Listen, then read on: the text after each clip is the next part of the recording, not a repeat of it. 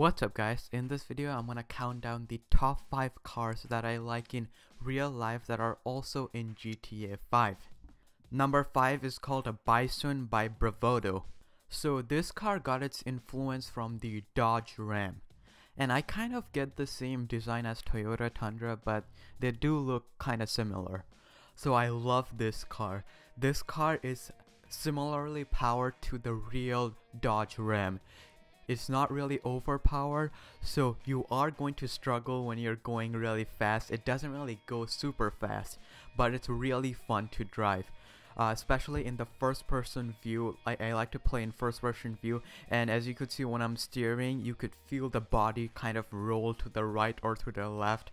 It gives you the very good real experience that you would get in a normal Dodge Ram. This truck is also capable of off-roading. So this is actually the first car I have climbed Mount Juliet with. It kind of struggles. You sometimes have to use the turbo. You have to hold the e-brake and then accelerate, and you'll get like a boost. That really helps when you're climbing Mount Juliet. It does struggle, but that's actually really fun. It's not like overpowered that you feel like you're climbing without any problem. It does struggle, that makes it fun. But the coolest part of this truck is its capability of towing. It is able to tow like a trailer hitch, and it's also able to tow a boat. So you could tow a boat and go to the ocean and release it, and you will be able to eject the boat and actually use the boat. So it's really cool. It's just like the normal Dodge Ram. Number 4 car is called Sandking SWB by Vapid. There is actually a XL version of this truck. This is pretty much a monster truck. It has a lifted suspension, so it is capable of going over cars. It got its influence from the Ford Super Duty trucks. So like I said, this car is a giant. As you could see, it looks very big. That makes it really fun because when you're turning, you really have to be careful unless you will go over curves and other stuff.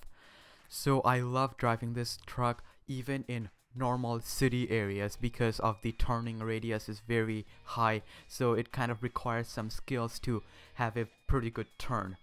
So as you could see, I like to be in the first person point of view because that kind of allows me to be on the lane, and it kind of ups the realism of the game. It's very easy to get in the lane if you use the first person point of view. So as you could see, I am behind a car. It kind of looks like I'm very close to the car in front of me, but I'm actually not. When I change the view, as you could see, there's about a good 3 or 4 foot behind.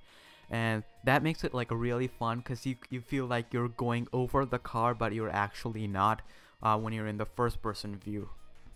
This car is also fun for off-roading, but you have to be really careful.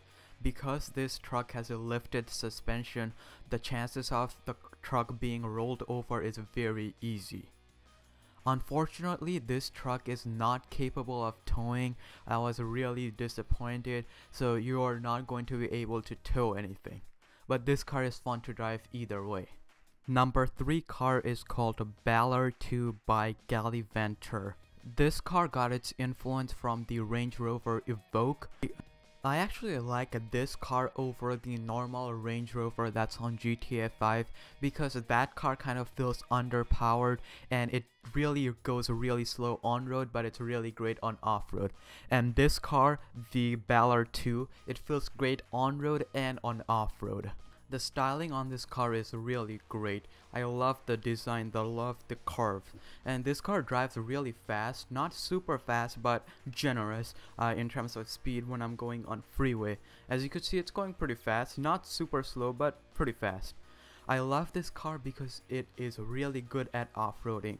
So I was playing GTA 5 and not really looking at the screen, listening to a podcast, and I was like climbing through super steep mountain without any problem. So this car actually is really great at off-roading. You shouldn't have any problem. It feels really powered. So this car is kind of a little less than the Range Rover on GTA 5 in terms of off-roading, but it's great nonetheless. So here I'm climbing Mount Chiliad from the back route. I actually prefer the back route because there is less turns, but this car could climb both ways. And it feels really great since this is not a truck. The chance of it rolling over is not really high, so I'm able to climb Mount Chiliad with no problem. Number 2 car is called Granger by Declasse. So this car got its influence from the Chevrolet Suburban. It's very obvious. The styling is very identical. This car is big. It's a full-size SUV, so you kind of feel it when you're turning left or right. The body kind of rolls over a little. It's not really that great at off-roading, but it feels great. It is capable of off-roading, but not really that great. And as you can see, I'm trying to make a U-turn. It's pretty hard because it is a full-size SUV. I wish GTA 4 had this car, and I wish that GTA 5 would have it, and it does have it. So I'm very happy with Rockstar for making this car in GTA 5. Number 1 car is called Zentorno by Pegassi. So the Zentorno got its influence from the Lamborghini Sesto Elemento. This is a supercar, and I love this supercar because it kind of stands out from the rest. It has a very big, bold styling. There's a lot of holes in the back that kind of let it stand out from the other supercars. And the color variant on this car is amazing. You could customize it to make it look even better than it is normally. This car is very fun to drive.